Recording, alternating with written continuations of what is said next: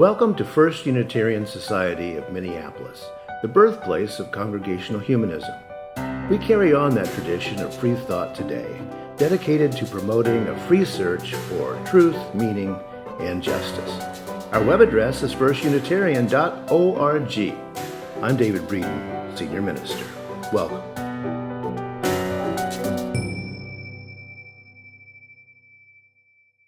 Those words from Liz Loeb really speak to my heart. Liz is one of the directors at Interfaith Power and Light, an organization that works on environmental justice here in the Twin Cities statewide organization, I think. So,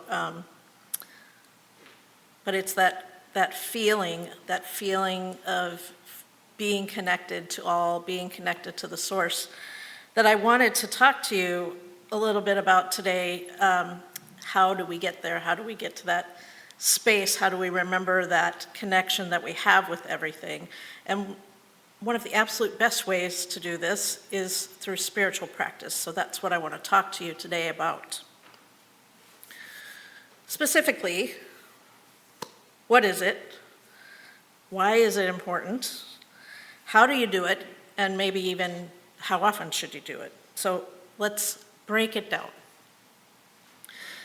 But first we need a definition of spirituality, a word that some of us embrace, and maybe some of us are like, feely stuff over there. So I'm going to offer a couple of definitions maybe to help you out. The University of Minnesota offers this. Spirituality is a broad concept with room for many perspectives. In general, it includes a sense of connection to something bigger than ourselves, and it typically involves a search for meaning in life. As such, it is a universal human experience, something that touches us all. Something that touches us all. People may describe a spiritual experience as sacred or transcendent, or simply as a deep sense of aliveness and interconnectedness. Now, my own definition of spirituality is that it is the nature or value of your relationship with everything that is beyond the self. This includes our ancestors and those yet to be born. This includes those you have connecting details with and those you don't. This includes all living things. This includes the elements of fire, earth, water, and air, all of the energy around us that moves beyond us, among us, and within us. In Unitarian Universalism, we call this the interdependent web of existence. Using that framework, it's also your connection, right, to all living things, to all of those creatures that we share this planet with, to that stardust that we came from. It's your relationship to all that is, or was, or will be, to all that is known and unknown, to infinity and omnipresence. It's your connection to that spark where it all began, to which it continues ever expanding across the universe. To be a spiritual being is to have awareness of those relationships and those connections. Now, our spirituality as individuals is shaped and expressed in our beliefs, in our faith, in our religion, in our experiences, and in our curiosity. It is where our great hopes are born, where dreams are seated, where compassion resides. It's also where our deepest sorrow and grief are, because spirituality is all about our relationships of what is within, among, and beyond us. Because of that, it's also where love grows. All humans are spiritual beings. All humans are spiritual beings. Because all humans have a relationship, or have an awareness of their relationship with everything outside of themselves. Our lives are as spiritual as they are physical or intellectual or emotional, maybe even more. French philosopher Pierre Teilhard Desjardins is credited with saying, "We are not human beings having a spiritual experience, we are spiritual beings having a human experience." This is to say that we are all born into this interconnected web that expands infinitely beyond us, but we are limited to our own experience due to the limits of our own physical existence. So we are all spiritual beings, just like we are all physical, intellectual, and emotional beings. And just like that, you cannot take away those parts of your being. You cannot not be a spiritual person. Now, of course, this doesn't mean that you are the most spiritually expressive being, right? Just because you don't run marathons doesn't mean that you're not a physical being, correct? You still are a physical being. Just because you're not the most emotionally expressive person doesn't mean that I don't have emotions. Those of you that aren't emotionally expressive, please remind people around you that yes, you do have emotions, just don't express them well or all the time. It's something I'm working on. Right? Our expressions and our experiences of physical, emotional, intellectual, and spiritual, they vary greatly as our fingerprints do, but they cannot be denied, any one of them, as making up a full spectrum of what it is to be human. Knowing that spirituality is an undeniable part of our existence, we can then look at it with the same values that we put on our physical being, our intellectual being, and our emotional being. That is, we can nurture it for the betterment of our being, and because spirituality concerns our relationship with that which is beyond us, as nurturing it for the betterment of the vast web in which we dwell. And this is where spiritual practice comes in. Spiritual practice is any exercise we engage in with the intention of nurturing our spiritual existence. Intention, underline, bold in my script, is a necessary component of spiritual practice. You can't have spiritual practice without intention. You might have an unintentional spiritual experience, blindsiding you on your walk in the woods. You might even have a life-changing spiritual awakening without intention. Those things happen sometimes. But for spiritual practice, you have to have intention, a clear intention. That's what it's all about. And what is the intention? The intention is simply to bring awareness to our connections to that which is among and beyond us and within us. The intention is not to be a better person or smarter or become enlightened. For spiritual practice to be truly effective, the intention is just to practice being aware of those connections, of the present moment, of life beyond the self, of the larger threads of the web that run through you, going to the far reaches of the universe and being pulled even further by that dark matter that just keeps pulling and pulling us further out. So that's what spiritual practice is. So why should we engage in it? Well, the side effects are great, really. Now, as I mentioned, it could make you smarter. It could make you more balanced. It could lead you to some enlightened experience. Not necessarily will do anything, but it could do those things, pretty good side effects. Spiritual practice can also reduce your stress, reduce pain, anger. It can improve memory function, can lower your blood pressure. It can invite you to being a more patient, present, and compassionate person. It allows you a clearer path to forgiveness and acceptance of yourself and others. It reduces fear and feelings of helplessness, loneliness, and isolation. It's an effective tool in treating addiction, mental and physical health conditions as part of a larger care plan. And if you want to go broader, you can look at some of the communal effects of spiritual practice. Spiritual practice has been shown to reduce anger and violence by revealing our connections into that larger belonging to one another.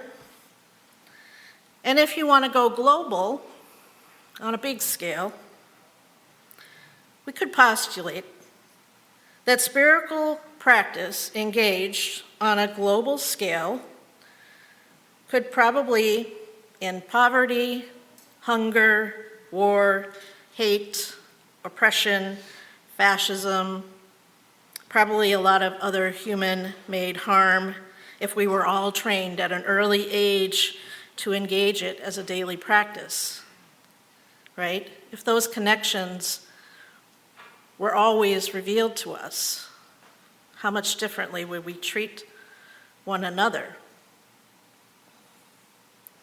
So on a meta scale, spiritual practice could save the world. That's all.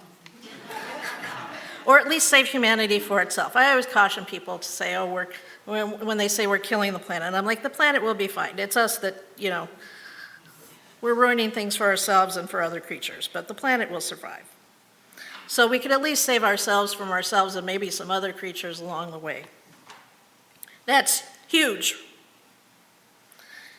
And that's the reason we all gather to do whatever types of spiritual practice we do on Sunday mornings or Saturday evenings or Friday afternoons, right, to engage with others in this communal spiritual practice of having a service together, of centering ourselves together. We turn our thoughts to that which is larger than us, where we acknowledge the reality that it could all be so much better if we kept acknowledging the reality of our connections to one another. But maybe we feel that moment, right, on Sunday mornings, or other times that you might gather with others. You allow yourself to feel it then. But it's not always easy to keep that feeling alive. Other forms of our existence need their time too. Our spiritual needs often get pushed aside in favor of our physical, intellectual, and emotional needs that keep our lives so very busy. This, despite the fact that we know that spiritual practice is good for us. We know this, right? We all know, oh yeah, meditating is really good for you, but I don't have time for that. So let's talk about having time for that. Let's talk about ways to do spiritual practice and maybe how you can engage it, easy access.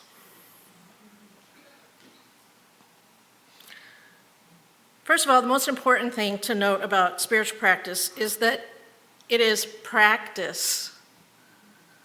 Again, bold, underline in my script, practice.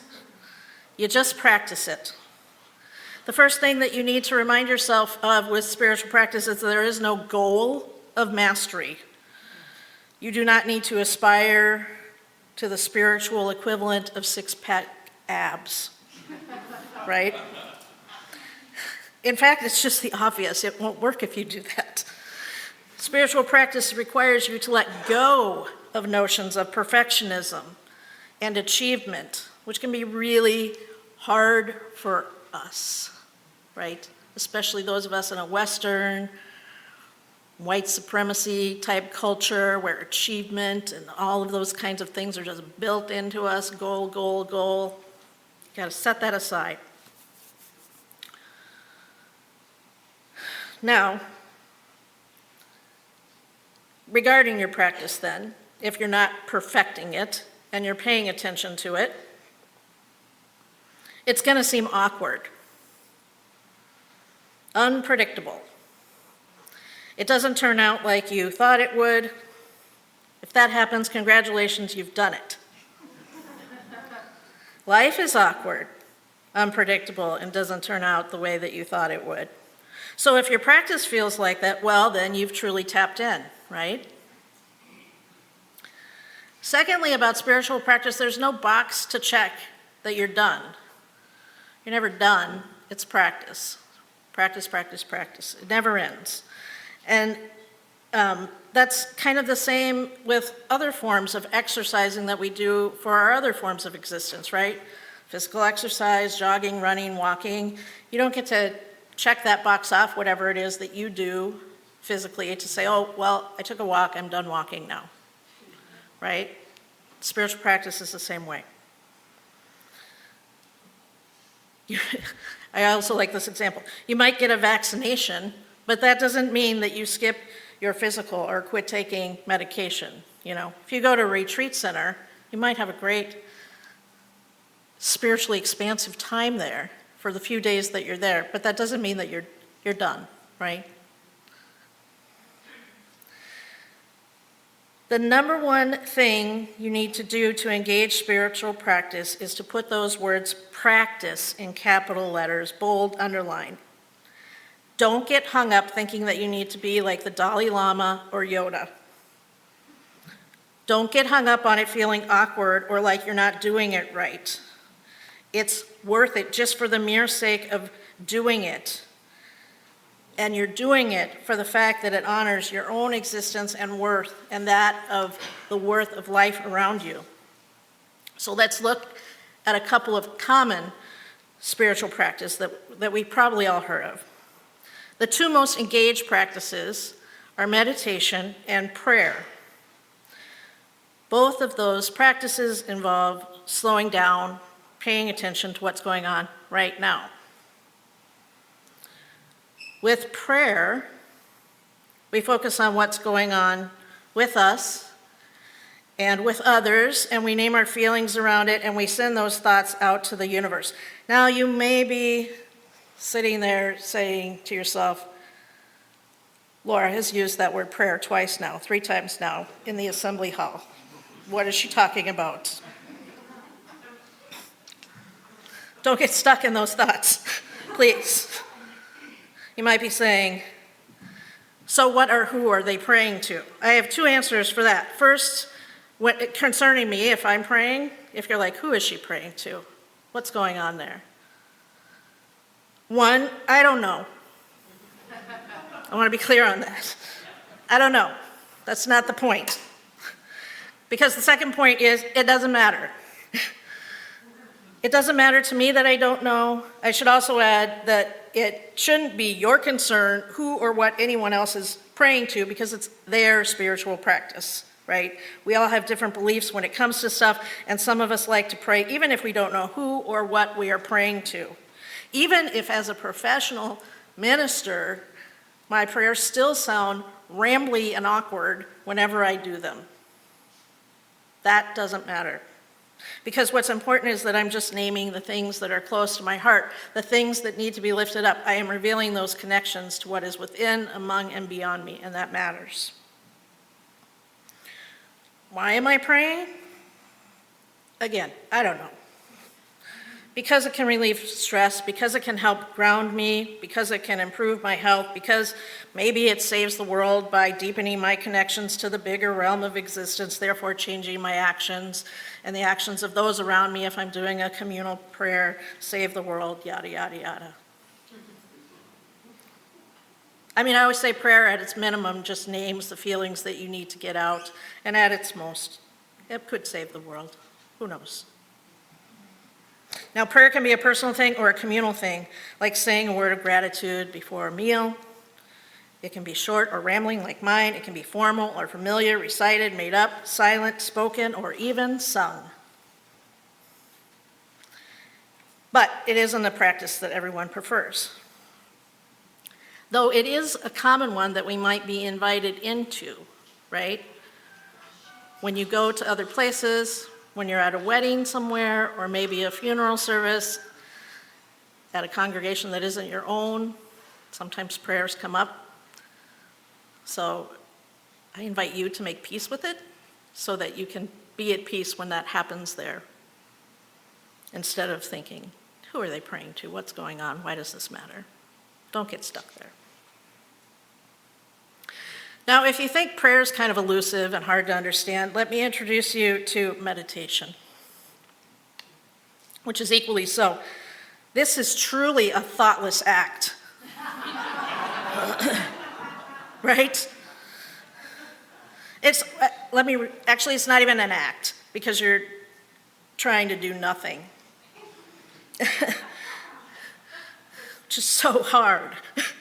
Meditation is the practice of being in the present moment and setting all your thoughts aside, but not really. And it's way harder than it sounds. There are many kinds of meditation, kind of like prayer. There's silent, there's walking, there's chanting, there's guided meditations. YouTube has a ton of these things, and there's the Calm app, and there's all kinds of things that you can use. Headspace that has all these meditation apps that I recommend. Mindfulness is also a form of meditation. I'm going to talk a little bit about more of that in a minute. Now, you can meditate sitting, laying in grass, standing by a tree, floating in the water. You can meditate with others or alone. But my favorite meditation, and I say favorite because it's the one that I'm able to do without those thoughts keep coming in, and then before I know it, I'm like working on my grocery list and writing a sermon in my head, or planning a conversation with somebody in my head, and it's 5 minutes down the road, and I'm like, oh, I forgot I'm supposed to be meditating, and then I go back to it, and then I get frustrated, which isn't bad, right? It's practice, so you let go of that. But still, I want to be centered, and I want to experience this moment. So one of the things that I do is I engage in kind of a mindful senses meditation, and I'm going to actually invite you all to join me in that now. For those of you watching online, this would be a good time to turn yourself away from the computer screen. If you have a window, that's preferred. But any scene that's not your computer screen would be good. But the first thing that I want to invite you all to do is get in a relaxed position where you're seated, right? Take a deep breath, close your eyes. Just feel like the chair, that the bench is holding you, where you're seated, wherever you are. Again, another deep breath to relax. And we're going to focus on our senses. I also want to say that most of the time when I do this outside. But the first sense that you focus on is smell. And this is a really hard sense to get in touch with sometimes, so this is why I like to do it first. So just take a moment and notice what things around you can smell, and just name them to yourself.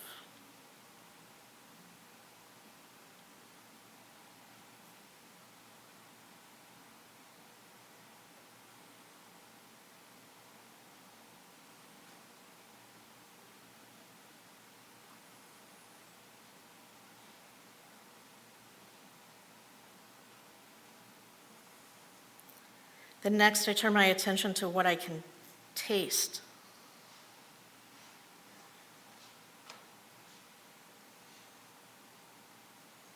Sometimes this is a hard one too. But I've noticed in my meditation it could be the stale coffee from what I was drinking earlier. Sometimes when I'm outside in the winter, I can taste that kind of metallic iciness of the ice and snow.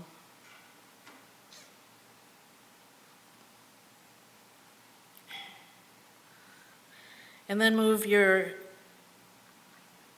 senses to your sense of hearing.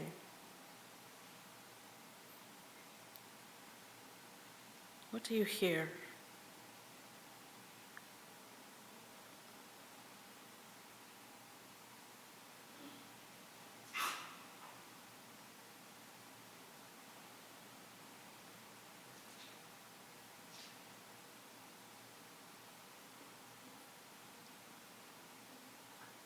And then I move my attention to my sense of physical feeling. What do you feel? Where can you feel your clothes touching your body?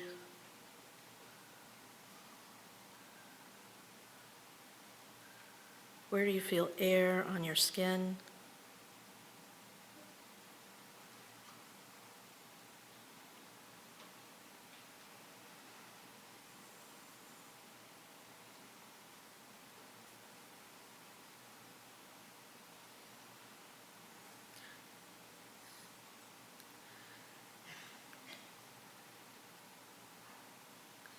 And then I open my eyes. I invite you to open your eyes, look around.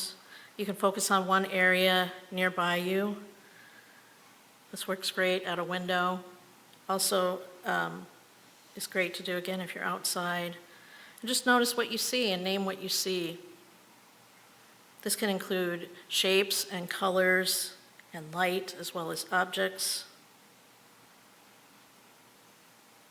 And that's it. That's a senses meditation. You can also do this while you're walking. Of course, you're not going to close your eyes then. And then when I do it when I'm walking, I just bounce back and forth between those things. So I'm doing my walk, I see a squirrel, I smell a pine tree, I feel the crunch of the leaves beneath my feet. You know, you just name whatever's coming up for you in your senses as you're walking. It gets kind of repetitive, but it does keep you in that mindful, centered space. And I know we think, oh, this is great in nature, but I also invite you to try it in other places. Done it on the bus and the train a few times. That's an experience. You really notice what's going on around you with other people. You know, do it in the mall. Do it when you're at some big gathering or some big festival. So it's not just something to do in nature. We often think of spiritual practice as, oh, I want to go in nature and connect with that. But let's not forget that we're connected to everybody else too. And it can do you a lot of good to spend some time just focusing on what it is to be around others when you're actually around others. So this kind of practice makes us more aware of what's going on around you in the moment. A similar meditation type experience that many of you may have had is a body scan where you let your focus travel through your body and just notice head to toe how every part of you is feeling. That's another way to do spiritual practice. But there are also unlimited forms of spiritual practice because you can take almost anything you're doing and look at it through a spiritual practice lens. So I'm talking about hiking, cooking, knitting, social action, writing, making art, singing, dancing. All of these things you can look at through a spiritual practice lens, right? My former career was a chef, and not every time I cook, because most of the time I'm just cooking, but if I decide that I want to do spiritual practice as cooking, I'll pay attention to every single ingredient, thinking about where it came from, thinking about how physically it feels for me to be using my hands. One time I was making bread that had seeds in it while I was doing this, and I looked outside and there were the birds at the feeder right there, and I just thought, oh, how connected am I with them right now? I've got this seeded bread that I'm working on, and they're out there eating seeds, and I felt really connected to them. And so, I mean, you can engage it in anything. If you really want to use spiritual practice as a way to change the world, try for a day to think of your consumerism as spiritual practice, right? Because I guarantee if you start thinking about where everything is, how it affects everything in the great web when you're out shopping, well, first of all, it's really hard to shop and do that because you're aware of how much impact you have on everything. But that's what I'm saying. Spiritual practice has a huge impact beyond just relaxing ourselves and lowering our blood pressure. Because it brings us into that right relationship. It brings us back, like that reading from Liz Loeb, takes us back to that right relationship from which we came.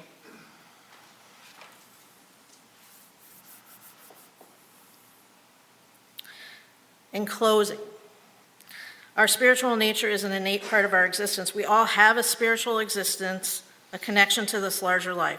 Spiritual practices which engage our spiritual nature and nurture our connections to the web of all being, which we are a part, are great for our overall health and balance, and may also have the power to save humanity from itself.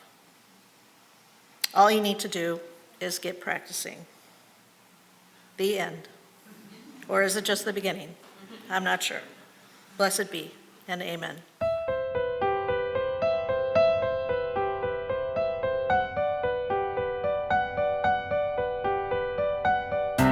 Thanks for listening.